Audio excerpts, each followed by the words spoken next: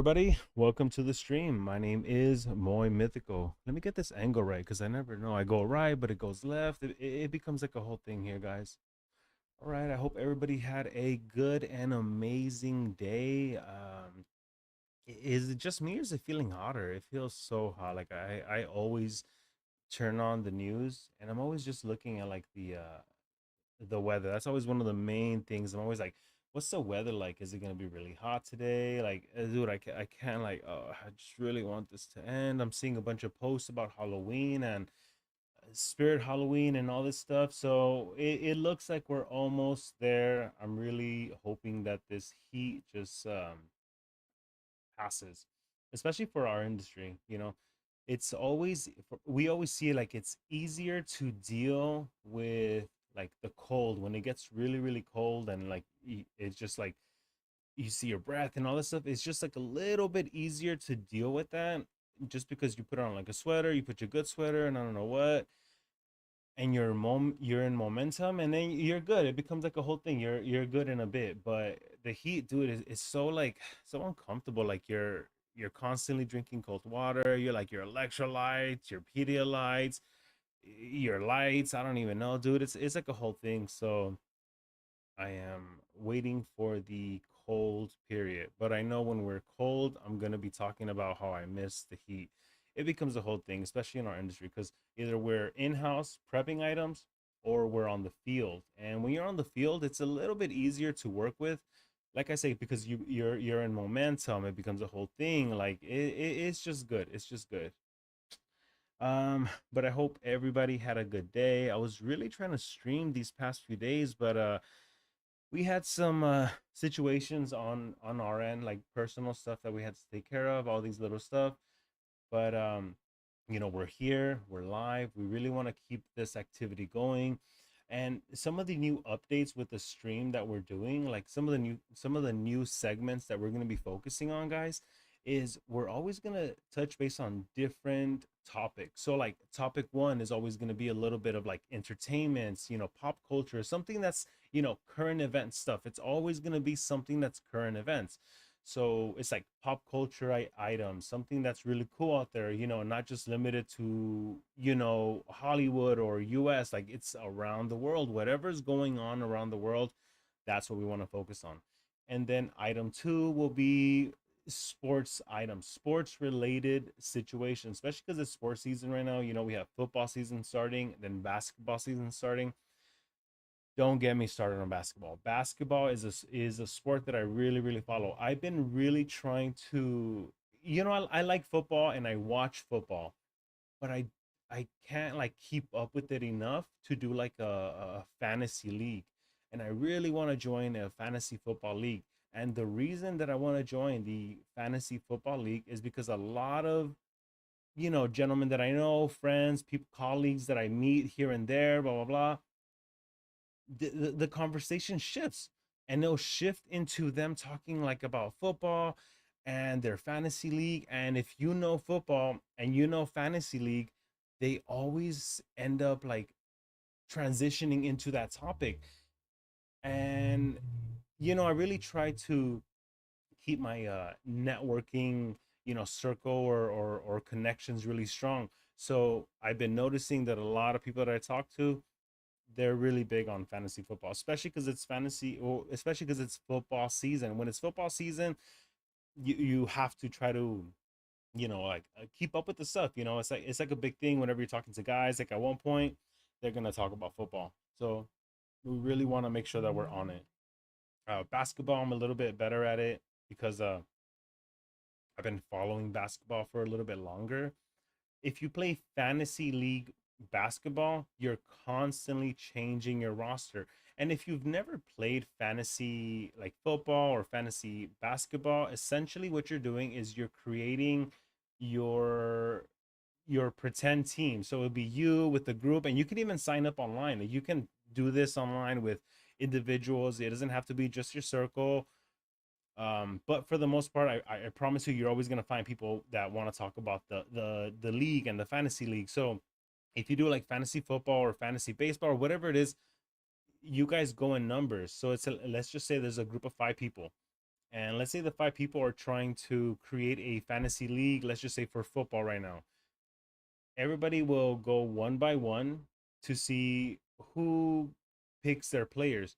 So it's very important to pick to get number one pick. That's like the biggest thing. So every friend group or every group or whatever, they have a different way to determine who goes first. So if you're gonna go first, like whether it's a coin cost or last year's winner, whatever it is, you want to be first pick because you get the star player. There's always a star player. For like an example, if you don't know sports, just imagine if like rest in peace, but Kobe Bryant was still in the mix and you were playing fantasy basketball.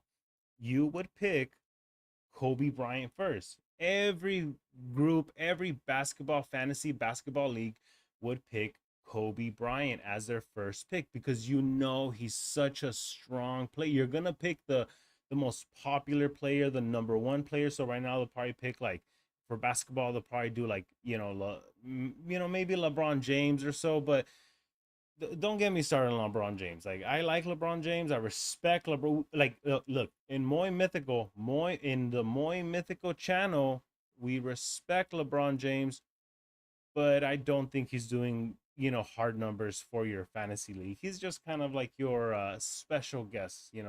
People who'll be doing it will be who is it? Anthony Edwards. He's really big right now. He's coming up. He's like a big guy right now. Jokovic, he's really good right now. Like basketball is my thing. I love basketball. Like that's like my main sport that I'm always following for basketball.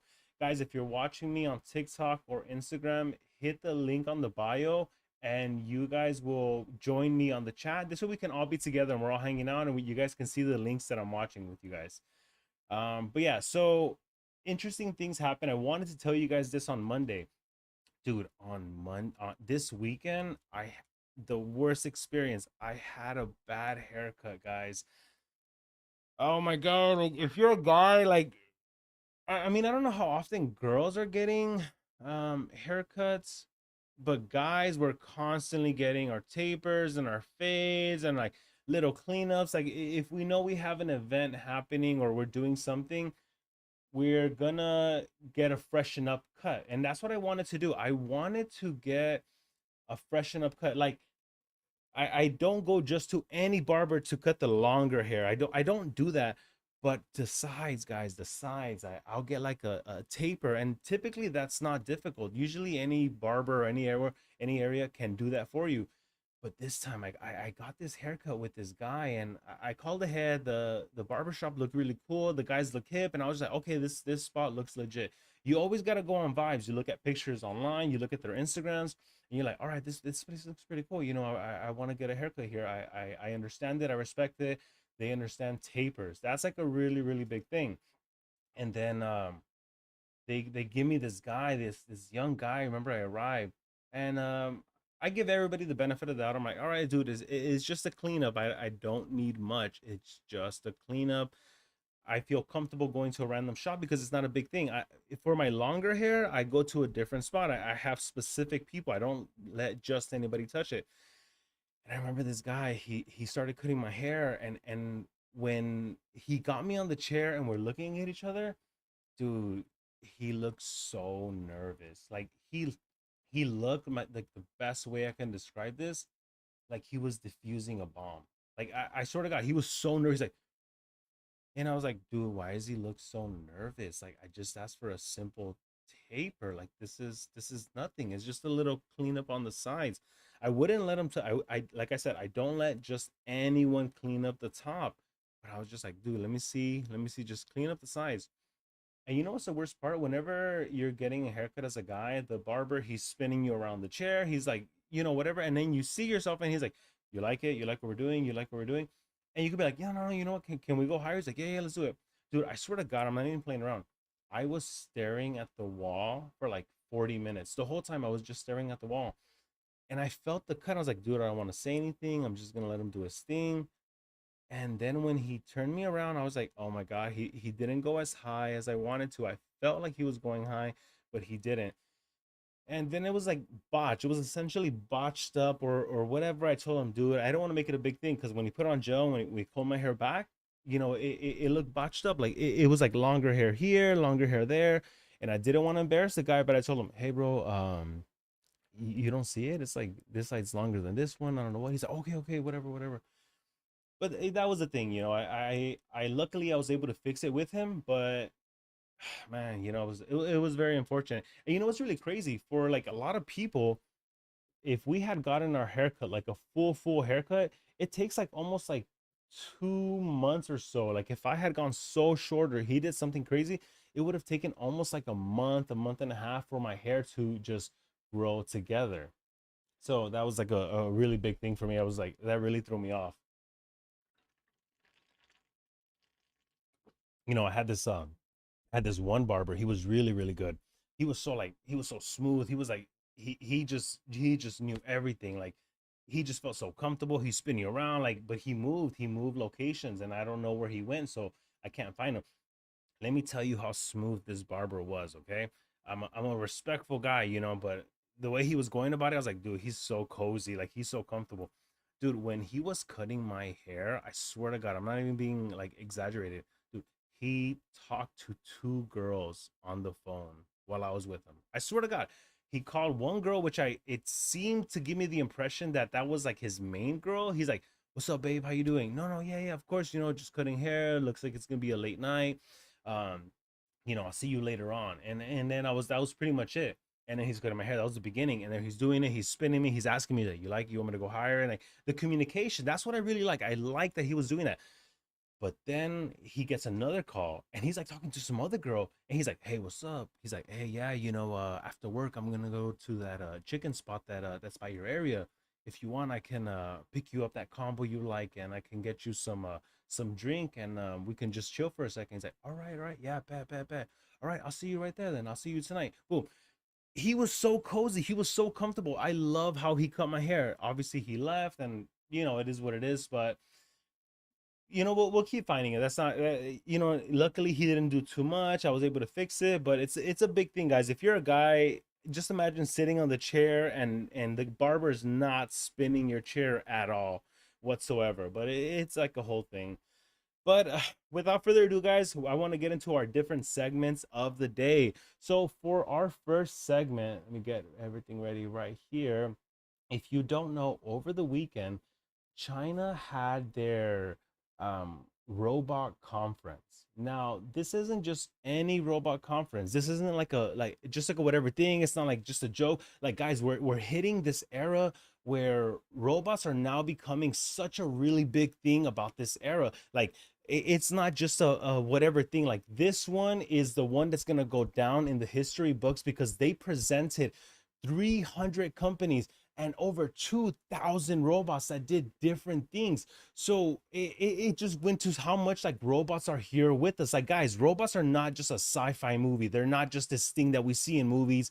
They're not like what is that, iRobot with Will Smith. It's not, guys, it is happening. Like we could have been born anytime in history, but we are born here to see these robots. Now the robots they have specific tasks. Now a lot of the tasks that they're doing, they're cooking, they're cleaning, they're giving assistance, they're working at warehouses. There's some areas where you can go right now, even in California, even in LA, they're like moving boxes, they're doing all these stuff.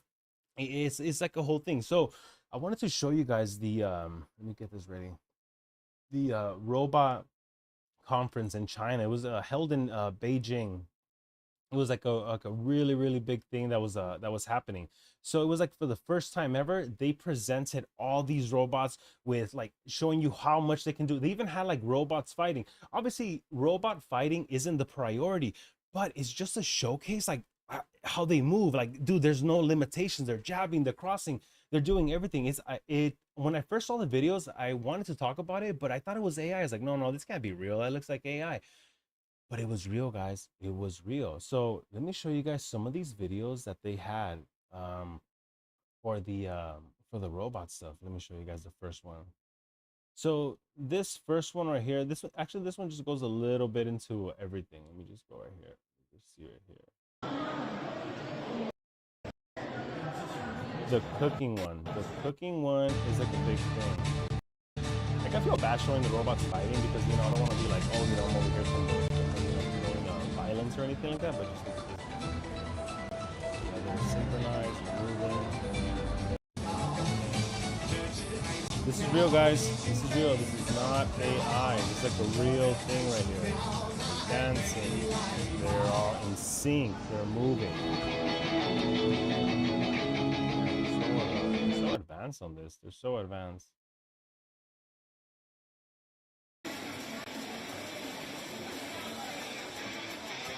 Let me show you guys. Yeah, like this is the fighting one. This one I did feel bad because I was like, oh, you know, I don't want to be like that we're creating robots to fight. But it wasn't the fighting that they were trying to focus on. It was them just showcasing like, you know, their movements and everything that they do. I love that they put a headgear on them. So my question is someone controlling the robots, or are the robots already on free will? That is one of the big questions that they have. Are the robots free will, or are they, you know, in these programs where they can't really get out of? But another really big thing that we have to just acknowledge here, guys, and we'll put pause, is that the robots now are entering into medical assistance. Now, it's not just for fun or just cooking. This is a really, really big thing, that the robots are now entering into the medical field. Just imagine an elderly individual, you know, that is having trouble walking, moving, getting in the shower, just simple actions like going to the restroom. When you're already of age, these things are a little bit tough. But just imagine a world where you have this assistance, these robot assistants. That's like a really, really big thing. You know, I just want to keep watching the videos here, just seeing everything that they have at this convention. This is this video specifically. Yeah, like you.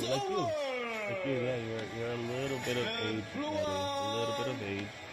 You probably need robot assistance pretty soon.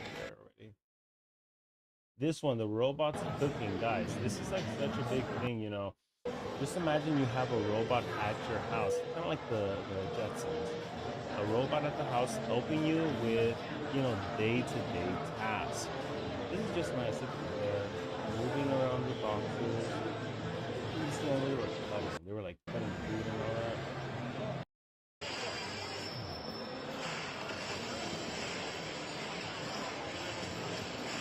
That's the robot dog. That's so cool. Look at that.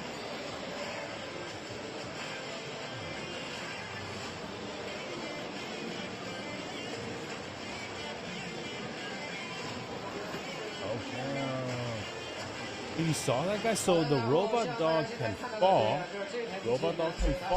But even if he falls, he just flips. He just flips around. It's nothing to him. It's nothing.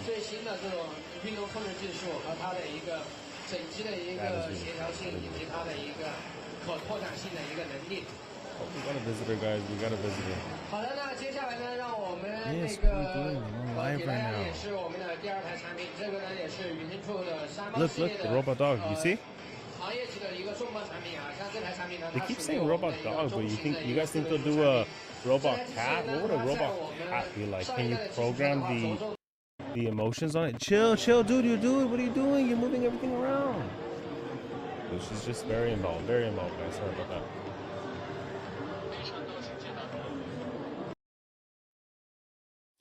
Yeah, but the robots. Yeah, let's see this one. I think it's like the news. Yeah, it was in Beijing. Vendors or key component suppliers in China, and I think China right now has one of the most extensive supply network across the world. So you're seeing they're already moving items like warehouse activity that other countries do not possess at the moment. I do think that for Chinese companies, this decision, U.S. decision, this lady's already walking her robot dog. For example, you cannot robots, guys. This isn't just a conversation like a fun anything when you're with your friends. This is really, really happening nowadays. We can explore options, for example, selling to other markets, alternative markets, such as playing ping pong, guys. This is such a really big thing. Europe.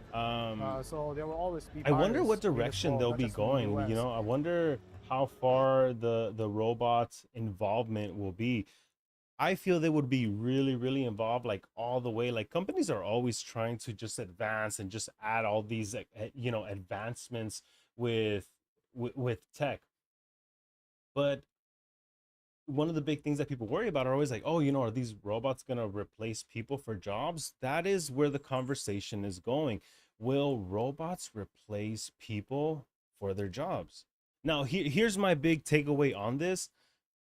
Let's just say the robots can do everything. Let's just say at a certain point, robots can just replace every single job out there, from flipping burgers, working at Home Depot, helping you at the bank. Like, let's just say they take it all. Let's just say they take like 90% or 95% of the job market out there.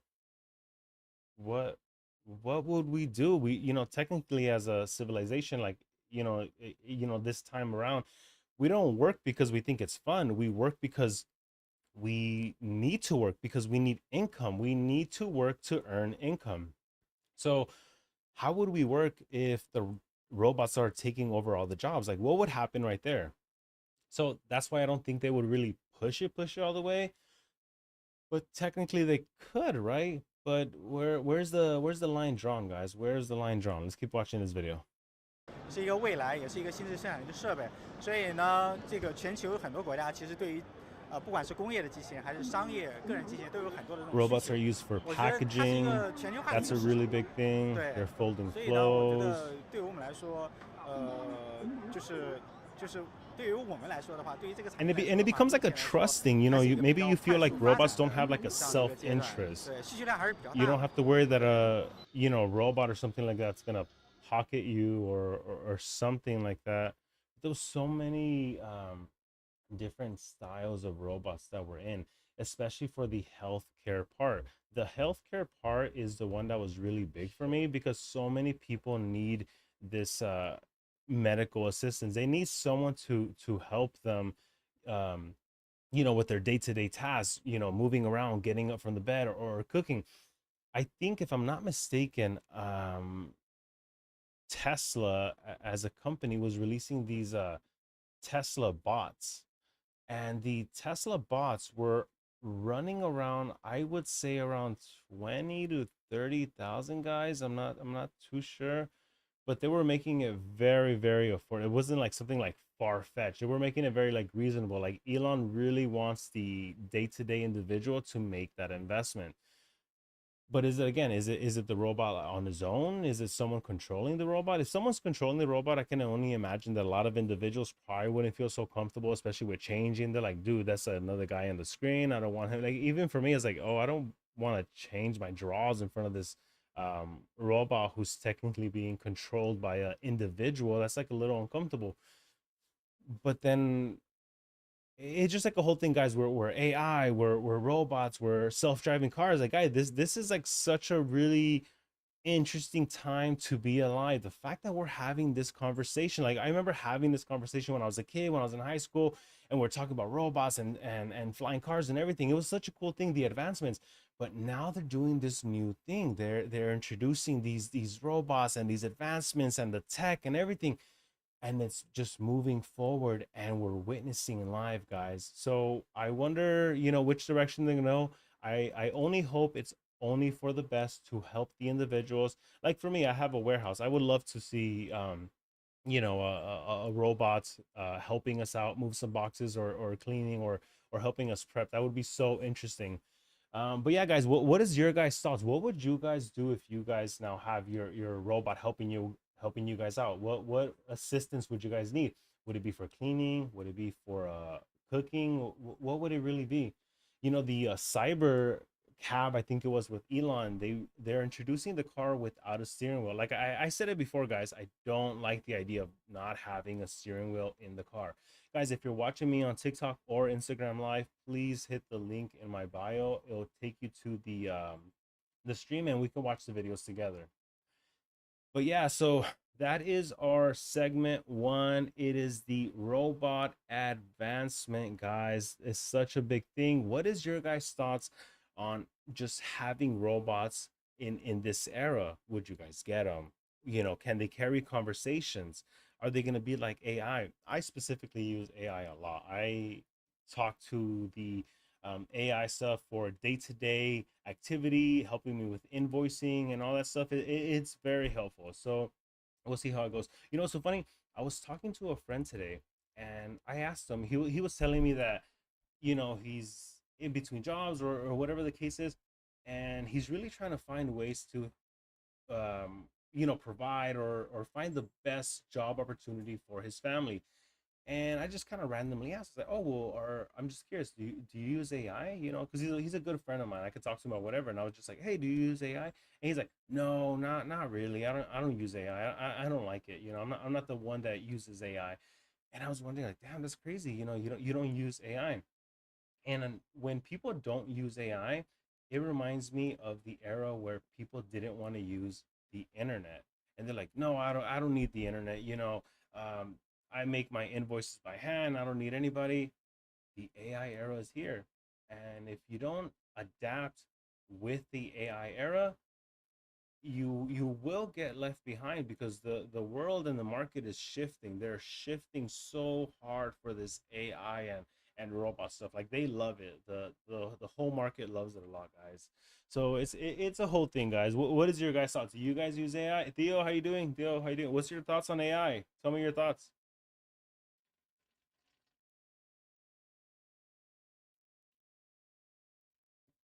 I love this water bottle. It's like my favorite water bottle. Look how big it is. I still go through with it all the time. I love it until I have to refill it. It takes forever to refill. It takes forever, forever, forever to refill.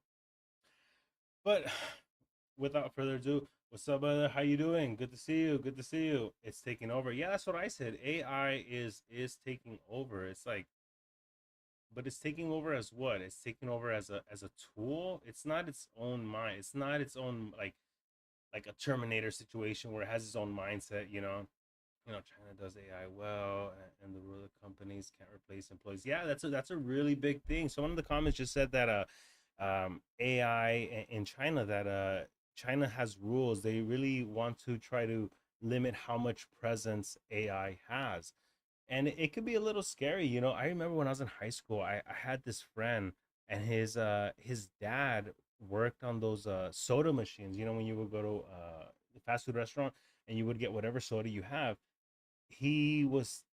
My friend was telling me that his dad started losing jobs because they came up with the new soda machine, and that whatever factory, whatever project he was working on, did not do that. That was a different companies that would do that, and they started limiting his job. So it became a whole thing. So he was getting pushed out. I have no idea what's going on now, but there's always advancement. Whatever you think is good now, they're always going to change. So that's why I say you have to advance. Like, whatever you have to stay um up to date with current events. I always say that, because the market, they'll say certain things. My dad used to work at this factory, and I remember when he got the factory, or when he entered, it was like the late 80s and early 90s. It was when China, when people were taking work to China. And I remember the first conversations people were saying. They were like, "Oh, everyone's taking work to China, and I don't know what." And I was like, "What? China? What does that even mean?" And he's like, "Oh, that manufacturers are having people overseas do the work because it's cheaper." And because of that, because companies found it cheaper to have work done overseas, it pushed them out, and he had to close the factory.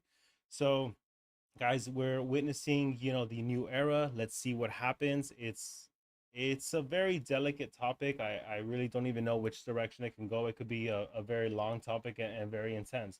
Someone said but it's not perfect. Yeah, it's not perfect. It's definitely not perfect. It's perfect too. Most people don't know how to use it, to the point. The whole AI, it's a court case. Lawyers use it, and it went horrible. Yeah, a lot of lawyers are using it. I talked to some of my buddies who work at UCLA Health, and at UCLA Health, they were when I asked them, "Hey, how are you guys doing with AI? Is AI a presence over there?" And he's like, "Man," he's like, "Oh my God, it's such a big thing that uh patients are coming in with like their AI and their chat GPT, and they're like, "Look, doc, I told all my symptoms to AI, or the chat, and this is what it said." And literally, I'm not even playing around. My friend's telling me that the patients are like almost passing the phone to the doctor and say, doctor, look, talk. And the doctor's like, oh, I don't know about all that. So it's getting like to that extent where patients are bringing AI or their chat GPT or their symptoms. And remember when you used to Google your symptoms, it was like very scary. You know, you had no idea what you had. It would take you down this rabbit hole. That's why I never wanted to do it. Now it's kind of okay. I mean, I don't know. I wouldn't put it in front of the doctor's face, but I mean, you're always going to want a second opinion. Even if the doctor told me something, I would look for a second opinion. I don't know. We'll see how that goes, guys. AI, robots, really, really big thing.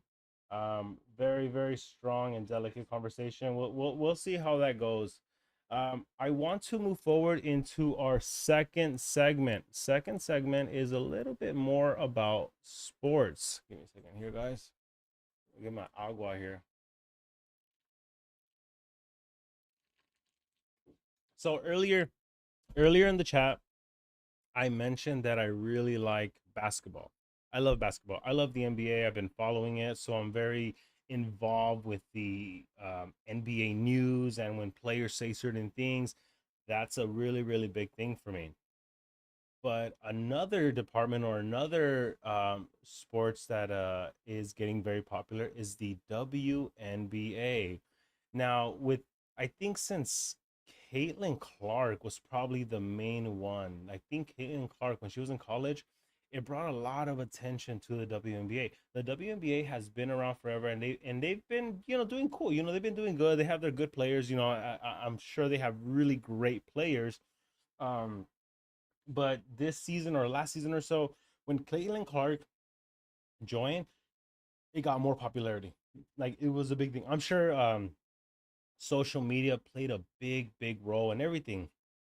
But something that's happening, and I couldn't believe it. I didn't want to talk about it because, like, no, I don't want to say anything until I know this is real. Apparently, the WNBA is facing backlash because they are allowing, or they're gonna allow, transgenders to join the WNBA. So, meaning like if you just, I guess, identify as a woman or woman or something like that, they'll let you play in the WNBA. So this is like a really big thing. It's a huge debate happening all over the the WNBA with as far as eligibility and transgender athletes, and everyone's wondering, like, do they let transgender athletes compete with the women and all this stuff? It's very delicate with everything that they're talking about. Personally, I don't know. If you're a transgender, does that automatically disqualify you? Should you not play? Should they have their own league? It's a whole thing.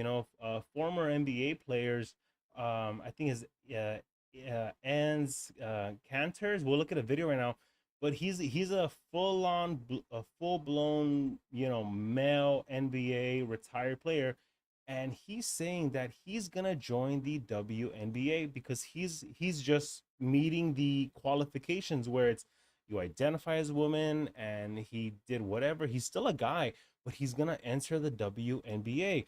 And I feel like that's like very, how can you put it, like it's just so like they're like almost like making fun of it that they're allowing the transgender to play, but he's not joining it to be like, oh, I think I'm going to dominate there. He's joining the WNBA because he wants to protest.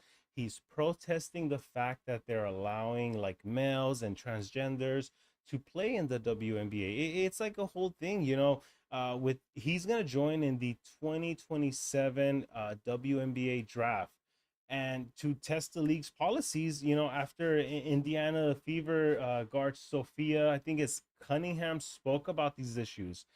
It's a very delicate thing, guys. I wanted to watch the first video about it. I kept hearing about the news about this, and it was like a whole thing that they're allowing this. But let's hear what they have to say. Let's see what the WNBA has to say about transgenders, because what's funny, I'm not hearing too much conversation about female, or is it female, you don't even know what to address, like the girls that transition as guys. They're not going to the WNBA because it's rough, dude. Like you're talking like full-blown male strength. Like these guys are rude. They slam, they push, they block. It's very intense, and if you're not ready for that impact, or that strength level, it can really throw you off. So let's look at the first segment right here for the WNBA. It's this one's for Jillian Michaels, I think it is. WNBA Under Fire. What's up, Joe? Thank you so much, brother, joining the. If you're watching it live, just join the link. Good to see you, brother. Really appreciate what you did last time, brother. Really appreciate what you did. Much love for that. That was with Disney, bro. That was Disney. All right, guys, we're gonna play the first video right now. This is talking about the WNBA allowing transgenders to play and why they're allowing it. Let's just see what they have to say. Which says some of their coaches have been saying that men who identify as women should be eligible to play in the league. Okay, now there's a French superstar, 21 points she's averaging, and by she I mean he, 20 rebounds a game. Okay, I want to do two things. One, I want to have a boys high school team versus the WNBA Las Vegas Aces. I'll put $10 million on the line. The boys are going to win. We're going to put it on pay-per-view. We're going to make a lot of money for charity. Secondly, Jesse, I am putting in an application to get a WNBA franchise for my home, Nashville. It's going to be the most inclusive team that has ever existed.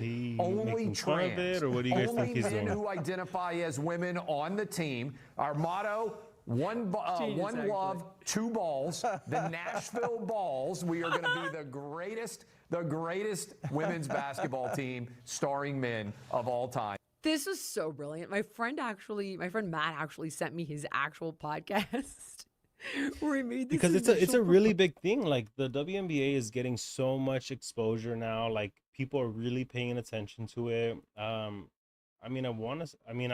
paid attention. I always knew it was there, but I think it got more attention because of Caitlin Clark.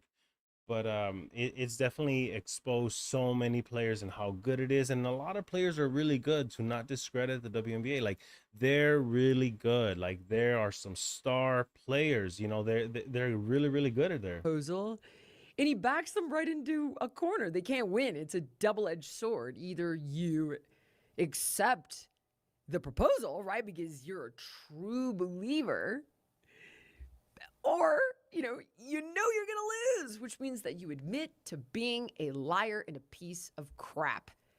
Good on Clay Travis. Absolutely bravo. And we're starting to see more and more. Oh, hold on. By the way, I neglected to mention the WNBA has not responded. I've been following this one, and their silence is deafening. It's like when PBE called out Tucker Carlson and said, "Why don't we open our books, Tucker? You want to come after me? Let's open our books. I'll open up my books to an independent accountant. You do the same." Crickets. Talk about the deepest implication of guilt. It's the same exact thing as like, I'm going to take the Fifth Amendment. I have nothing to say. Yeah, I bet you have nothing to say because you're full of it. And because of that, shame on the WNBA leadership. But you know who also just came out with Sabalenka? Did you see this? They were asking her, now women's tennis is going to require a genetics test. And she's like, happy to do it. And I think it's only fair. And you know how I saw it? Corolla reposted it because he had her back. Let's drop that actually in here real quick. The WTA recently announced that, the players will take a one-time gender test. How do you feel about that? The first pro league to go in that direction? I think it's really important to keep the fairness in our tour. And yeah, like, why are they trying to involve so much of the male athletes or why are these male athletes, the transgender, trying to play? I hate to say they have like, whatever kind of physical ability advantage, but it's definitely something to address. Like, especially for the, like, let's say a sport like boxing or MMA, they really keep those divisions separate. They wouldn't let, a female MMA fighter fight a male MMA fighter. They may train together, but they don't compete together. And I don't know, what's so funny? They even separated in chess. Guys, a chessboard game, they separated. They have their men's league and their female league. And they do have their competitions where they allow everyone to play against each other, but they really separated even in chess.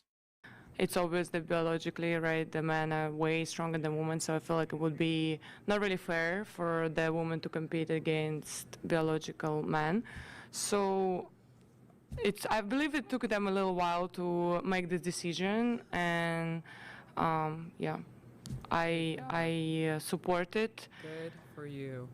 But for me, I'm focusing on myself, on my goals, whatever it takes. Yeah, she's trying to, she wants to be careful with what she says because, the cancel culture is out there and, they're always hunting for whatever it is that you say. But, just imagine you're a female athlete and all of a sudden they're like, oh, yeah, by the way, we're going to let males play because Lady Ballard has that idea. Yeah, it's so weird that they're allowing. I mean, I think it's weird. I don't think they should. I think they should just keep the divisions separate. But then they're like, oh, the gray area is the transgender athletes.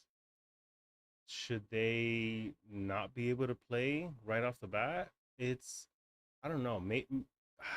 What can we really say? It just seems easier. The easiest answer would be if you're technically a transgender, then you just can't play. You're probably going to go into the transgender league. And if we're going to let anybody play, that's what makes things a little bit easier. It probably makes sense for a lot more people. But, I'm going to show you guys the full-on male NBA player who's trying to join the WNBA. To do that, it's pretty fair, and let's keep it that way. Thank you. See what else she says. Like somebody. Oh, Stephen A. Smith. Dude, he's so okay. Look.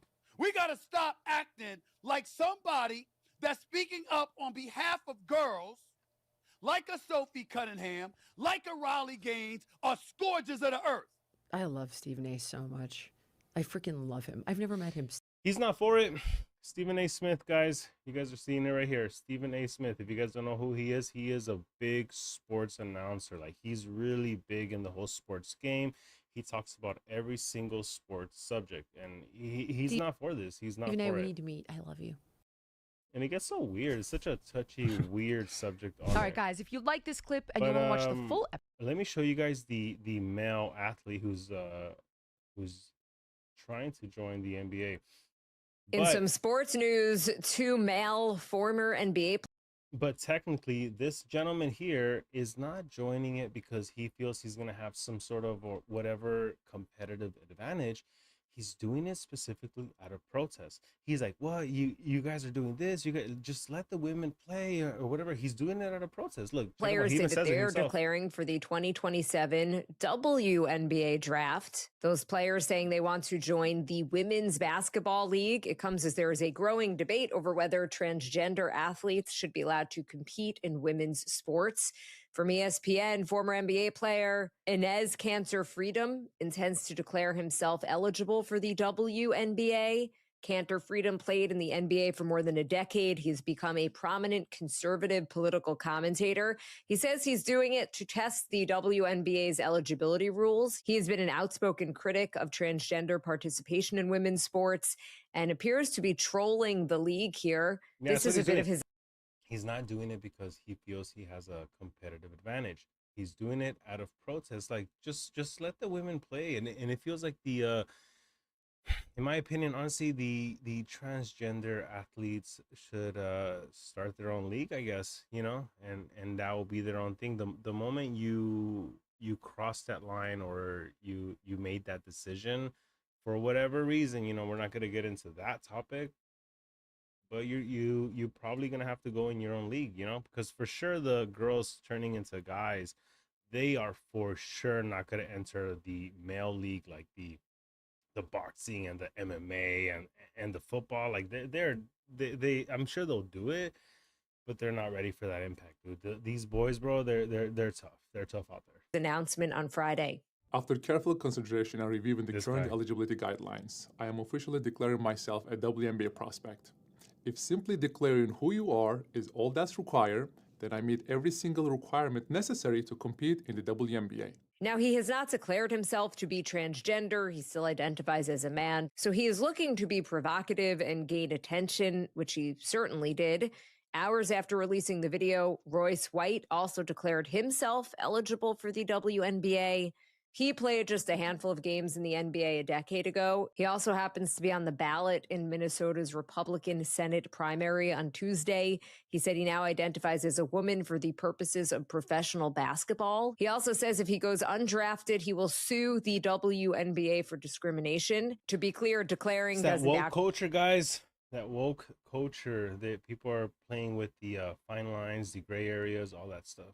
Actually put either of them in the draft pool. So this is a conversation that was sparked by the Indiana Fever player Sophie Cunningham. She told ESPN last month that she wants to protect young girls from having to compete against transgender athletes. After some initial backlash there, Cunningham said her comments were a misrepresentation of her stance on trans people. She did, however, double down on her belief that trans athletes who are born biological men should not be included in women's sports. In response, she has seen a lot of backlash, including one Golden State player, Gabby Williams, who said that she would welcome a transgender athlete as both a teammate or opponent. The coach of the Minnesota Lynx wore a Trans Kids Belong shirt on the sideline. Yeah, that's what I'm saying. You know, they're allowing these transgender athletes. Like, I got a buddy of mine. He's from Gold's Gym. His name's Diego, and he's trying to transition, and he wants to compete in the female body building competitions. It's like a whole thing.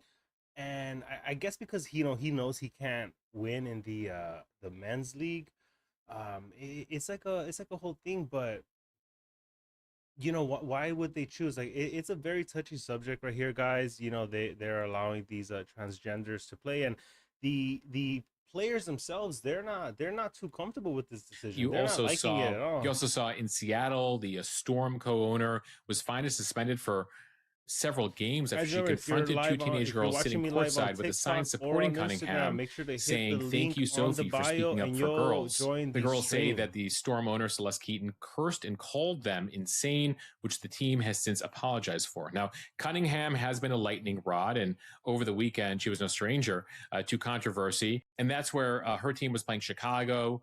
And one of the guards, Dejanay, there's a league rules. They never defined women. Subject for further discussion there. That is the sports. That is the sports segment for this part, guys. They're pretty much that the WNBA, I guess, has all these open availabilities to just let anybody play, and it becomes like a whole thing, you know. So we'll see what happens. I wonder if they will change the rules. And now that they've changed all these rules for 2026, 2027 is what everybody's looking at. And everybody's looking, they're like, oh, are they going to change the rules? Are they going to allow these people to play and all these things? But we'll see what happens. We will see what happens. For our third segment of the night, we have to look at the wild financial shift where Gen Z, like the Gen Z is ditching. They're not stock trading anymore. A lot of young cats, they're not trading stocks. They're going into sports betting because they understand it. They think it's easier. The lingo is easier. Now, the reason I really want to talk about this one is because I really was trying to get into stock trading, you know, let's see, a few years back. And I've been trying to, you know, I dabble here and there. But when I was trading at first, for the stock market, it was very difficult to just find an answer. And here's an example. I'll review these videos on YouTube and I'll look at all these things. And one of the things for trading stocks is that you have to understand the platforms before you even know all these rules or whatever regulations about trading options, trading stocks, expiration dates, calls and puts. You have to understand the platform. And sometimes you don't even have anybody to ask. Like, I remember when I would trade before, I wouldn't have nobody to ask. I couldn't ask anybody unless you hire these, like, you know, these teachers or whatever. You go into all these things, or unless you knew somebody that can help you. It was very difficult to try to get a straight answer. For example, like when I would try to trade stocks, and I'll be like, oh, am I even doing this correctly? and I'll try to Google it. And this is before AI. And Google would just give me all these links, like, and I wouldn't even know, where to link. I wouldn't even know where to click. I had no, resources. I had no resources to help me get through the platform. Now, when you look at today for sports betting, it's very, very easy. Like, they do not complicate it with all these like regulations and trades and everything. They just make you say like, oh, what sport do you want to play? Like UFC, basketball, perfect. And they even try to help you, especially with these apps. They try to almost encourage you to sports betting. So now what's happening is that research is showing that a lot of the Gen Zs are pausing from trading stocks, and they're going right into sports betting because they find it easier. And I'm not gonna lie, guys, I've done some sports betting before, and you know what's funny? They make it so like tempting. Like, let's say and if you have done any kind of sports betting on your own, you would click something. You would click something for basketball, and then they'll tell you like, oh, who do you think is gonna do the most 3-pointers? And they'll put like Steph Curry. Do you think Steph Curry is gonna do more than 30 points tonight? Yes or no? And you'll put yeah, and boom, that's your trade. And they'll put, do you think LeBron's gonna get like 3 dunks tonight? And you're like, damn, LeBron's been going good, let me do that.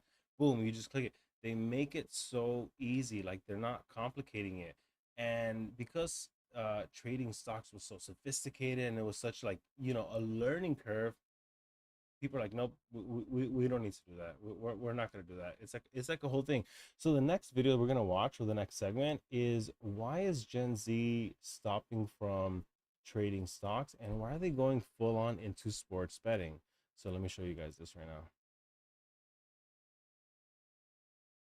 And now, even trading is an extreme sport.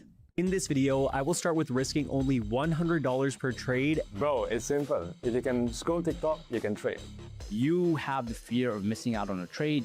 And judging by social media, everyone is getting rich. We're at $232,000. Just today, I made $16,000. More young people are investing than ever before, and they're learning about markets in a way no generation has. Gen Z really is distinct from other age groups. If you go on social media now, you will see a lot of sophisticated trading techniques used in ways that I think no one would have imagined a 20-year-old in 1990, 2000, or even 2010 doing or even knowing about. So I want to show you this trade I'm taking. They almost a lot of make that activity. that it's like easier to trade in. But I really want to get into the sports betting aspect of it, because this video is focusing a little bit more. Watch, let me just show you right here.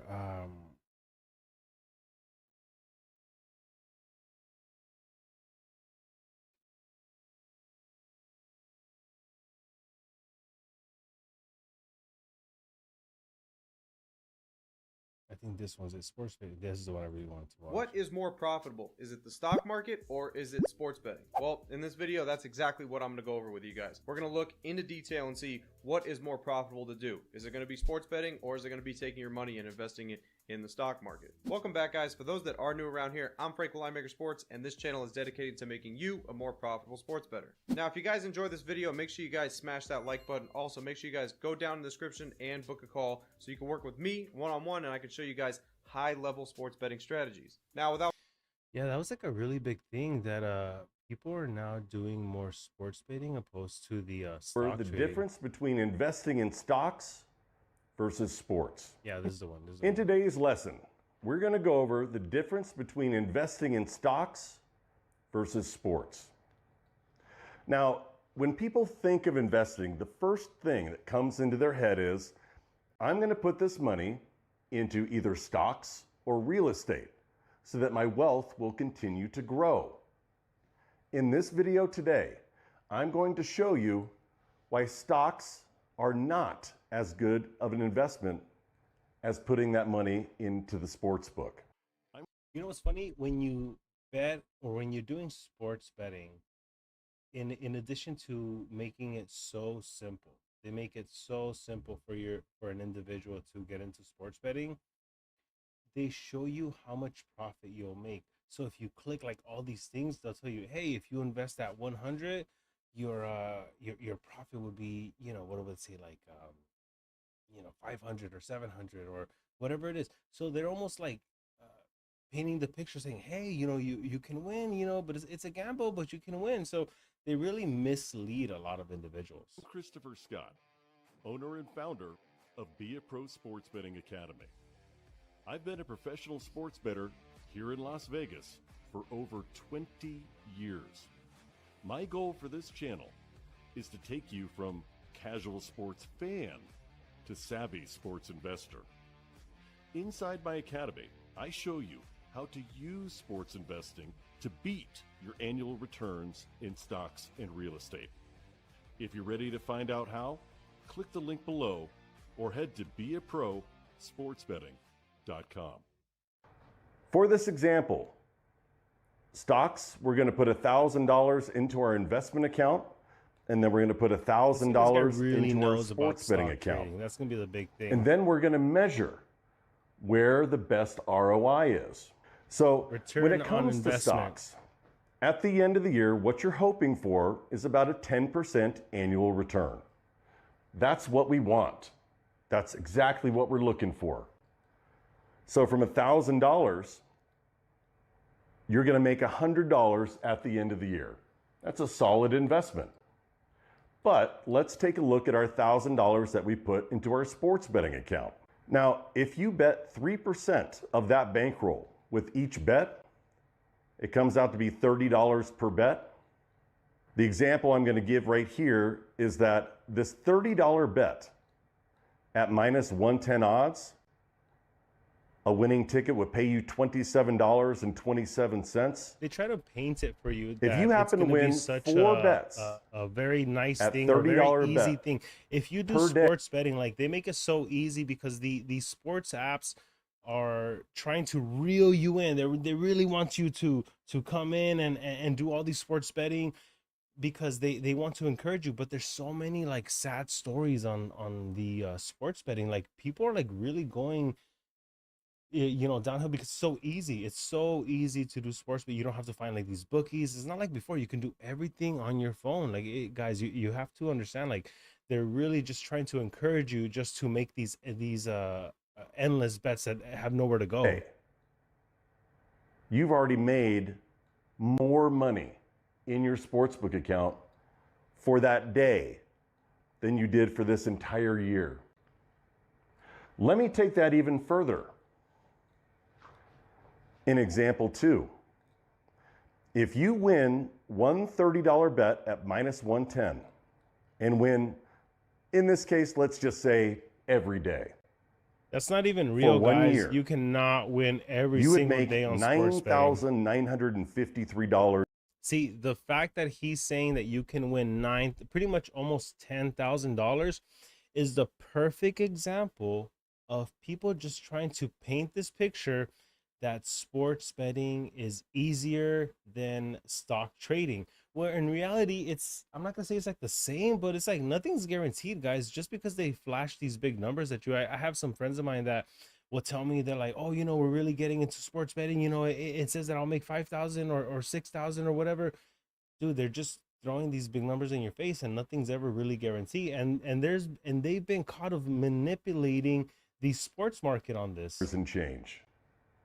So what I'm going to ask you is, if you have $1,000, are you going to put $1,000 into your stock account so that you can make $100 at the end of the year? Or are you going to put $1,000 in your sports betting account where you could possibly make more of a return in one day, and look at what the possibility is if you happen to go on a run? Compare and contrast for yourself. The difference between investing in stocks and sports is obvious. Sports betting is the most lucrative asset class. If you're ready to stop gambling on sports and start investing in them, click the link below or go to beaprosportsbetting.com. That's where you can work with me. That's the really big thing here for guys. The big takeaway for the sports betting is that they're just trying to paint this picture where they're trying to make it seem that you will earn more in sports betting.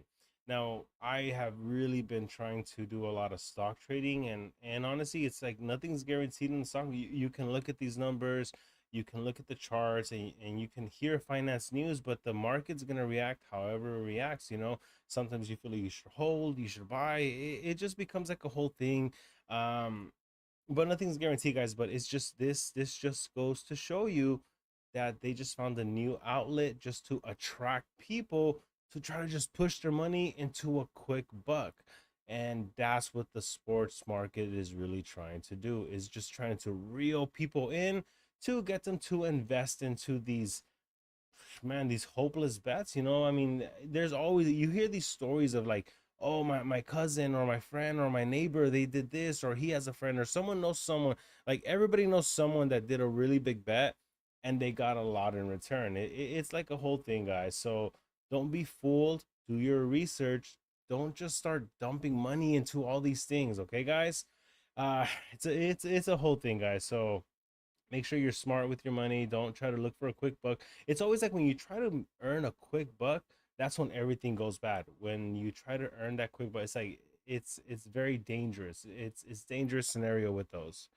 Moving on to our fourth segment of the evening. This is the last segment that we have. There is a fun story going on that Florida is setting the record for sea turtles that are hatching. It's like a whole thing. There's a whole article on it. There's all these videos that Florida is now having the most sea turtles that people can go. You would physically go into Florida and you'll go into the beach, into certain areas, and you'll see these baby turtles, or what do they call them? The turtles or whatever.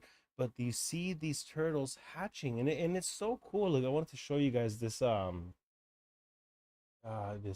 this article right here. They always got to say something Trump. They always say Trump something this and Trump something that. But pretty much the turtles, look, these guys right here, these bad boys. Yeah, the more turtles are going out.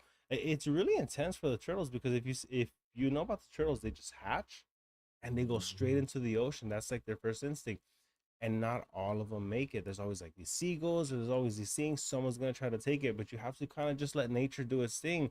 But it becomes its whole thing. It's like a long-term picture. Biologists point out that the female sea turtles takes to 20 to 30 years to reach reproductive maturity. So the record surge we're seeing in 2026 is the direct payoff of the coastal lights. So I guess we're like in the zone where we're going to be seeing them. So that's always really cool. When you evaluate the environment and the conversation, you can really measure it in the quarterly for the cycle for the turtles. It really takes them almost like 20 to 30 years.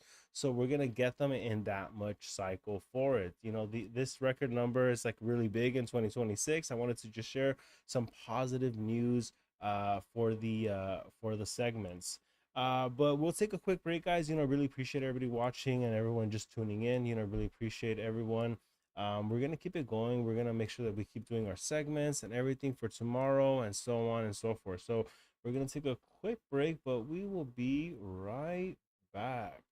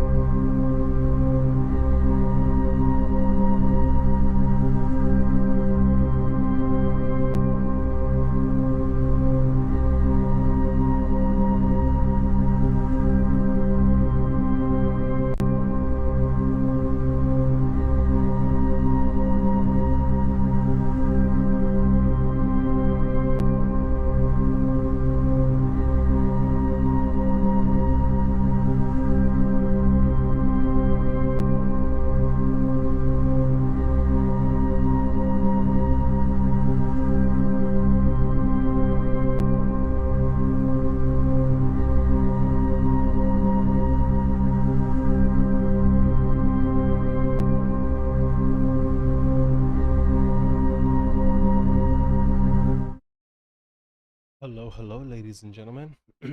So, welcome back. So, pretty much at this part of the stream, we are just going to do some gameplay.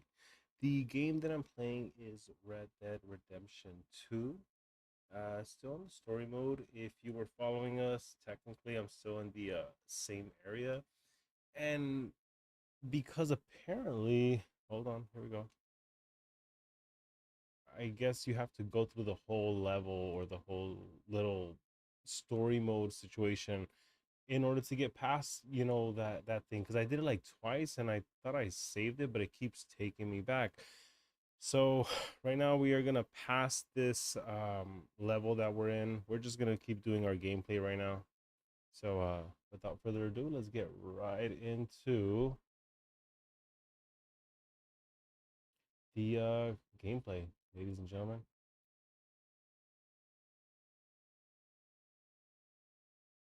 Now, Will. Oh my God, not this again. Hold on, guys. Hold on. Hold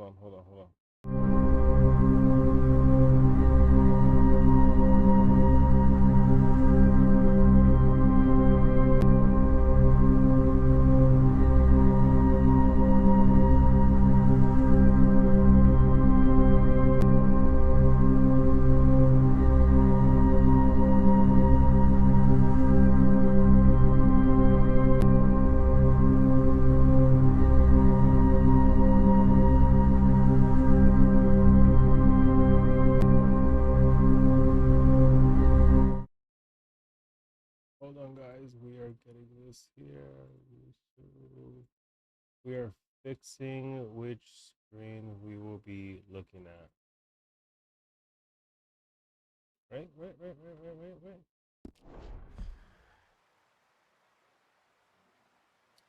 No way. Don't tell me it's not picking it up just automatically.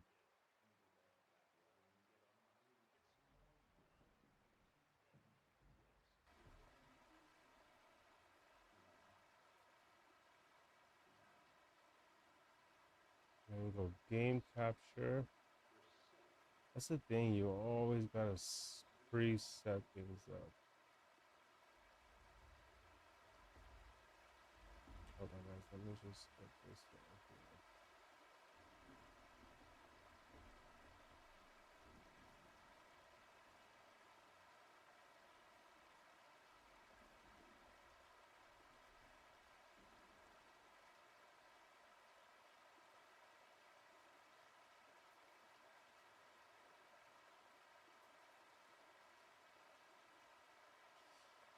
Now the gameplay is always giving us something.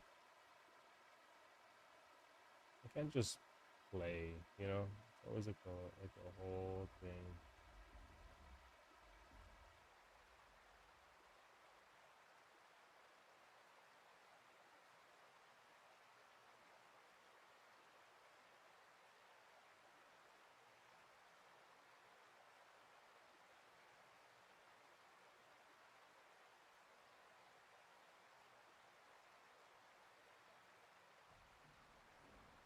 It's showing it.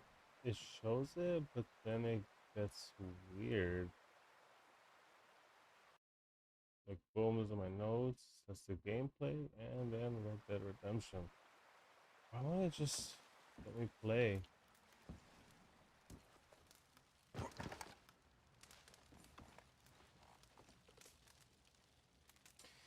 Damn, it's doing the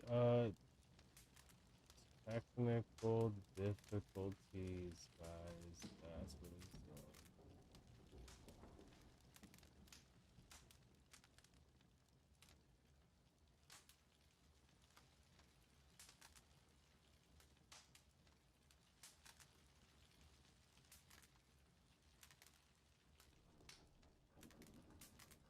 There it is. There it is.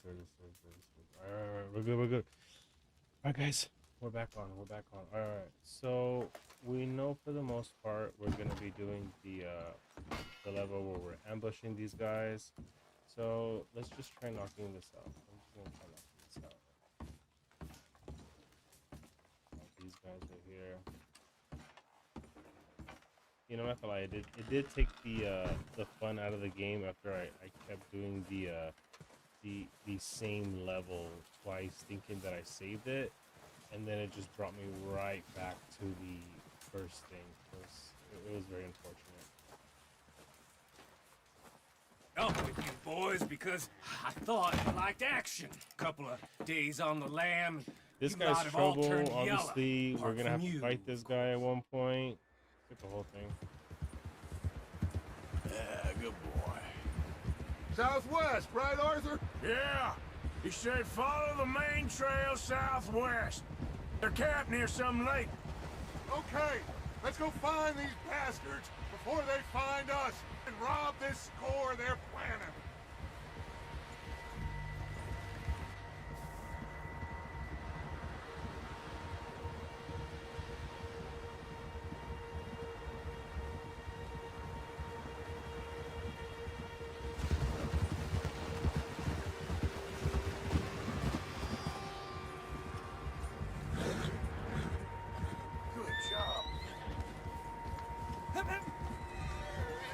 What's that?